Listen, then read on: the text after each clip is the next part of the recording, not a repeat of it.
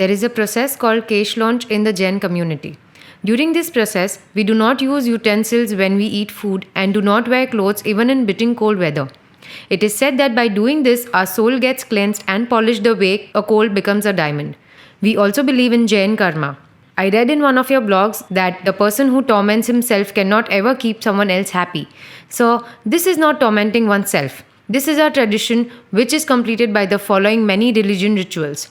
That is why it is my request to you that you speak on Bhagavad Gita, which is the best human psychology and which everyone should read. But sir, kindly do not criticize the Jain community because the goal of everyone is one, but the paths are different.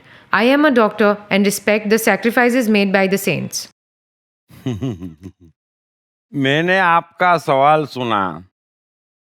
आपके अहंकार की और अज्ञान की दोनों की तकलीफ मैं समझ सकता हूं और वही तकलीफ मैं दूर करना चाहता हूं, है ना।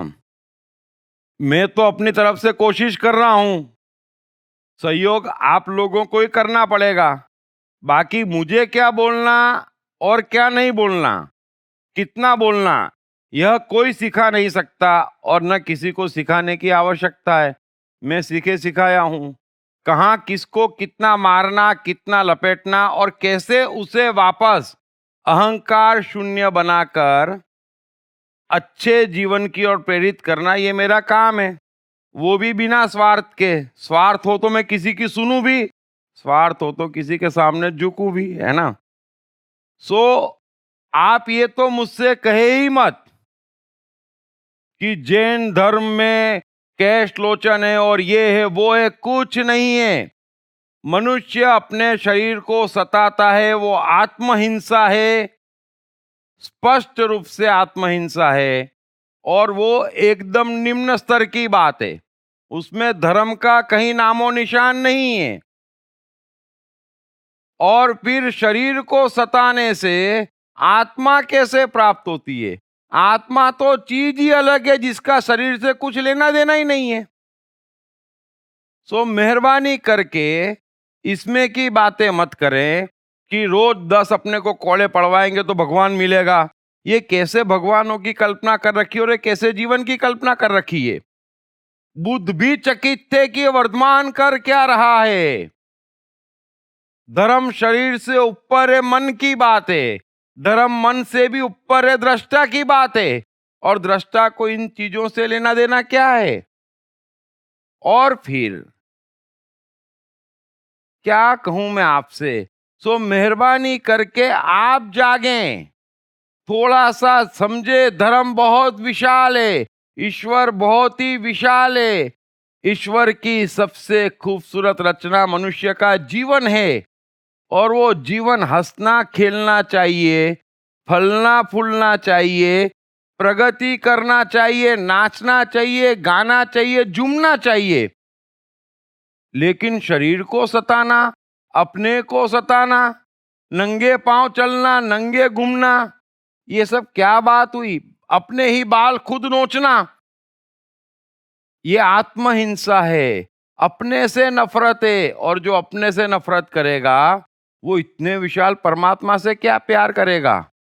और यही कारण है कि जैन धर्म न बुद्ध के जमाने में फैला, न आज उसका कोई नाम लेवा है। सो मैं कोई जैनों के खिलाफ नहीं बोल रहा।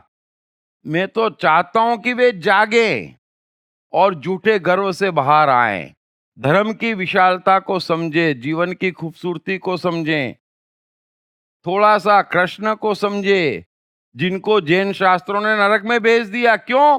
क्योंकि वो हंसता था, नाचता था, गाता था, खाता था, पीता था। सो थोड़ा सा अपनी मनोदशा को सोचे, अपने विचारों को सोचे, अपने धर्म के झूठे अहंकारों से बाहर आए, अपनी प्रतिभाओं को पहचाने और जीवन को बढ़ाएं। मैं तो यही उम्मीद करूंगा। Thank you very much.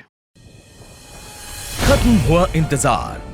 Best selling लेखक दीप त्रिवेदी की बेस्ट सेलिंग किताब मैं कृष्ण हूं के भाग 1, भाग 2 और भाग 3 के बाद अब तैयार हो जाइए द्वारकाधीश कृष्ण के आगे के जीवन की पूरी कहानी जानने के लिए।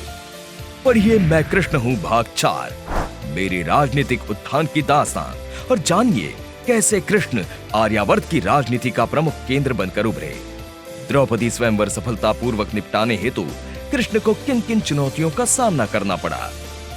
पढ़िए मैं कृष्ण हूँ भाग 5, मेरे और द्वारका के संघर्षशील दिनों की दास्तान, और जानिए कृष्ण को अपनी ही बहन सुभद्रा का अर्जुन द्वारा क्यों अपहरण करवाना पड़ा। क्या भरी सभा में हुए द्रौपदी चीरहरण के दौरान कृष्ण ने द्रौपदी को अनगिनत साड़ियां दी थी। पढ़िए मैं कृष्ण हूँ भाग 6, मेरे जीवन के अंतिम दिन, और जानिए कृष्ण ने महाभारत युद्ध के दौरान पांडवों का ही साथ क्यों दिया था। क्यों कृष्ण की ही प्यारी द्वारका में अधिकांश यादव आपस में लड़कर खत्म हो गए। मैं कृष्ण हूं का चौथा, 5वां और अंतिम 6ठा भाग हिंदी और गुजराती में सिर्फ atmanestore.com पर उपलब्ध है।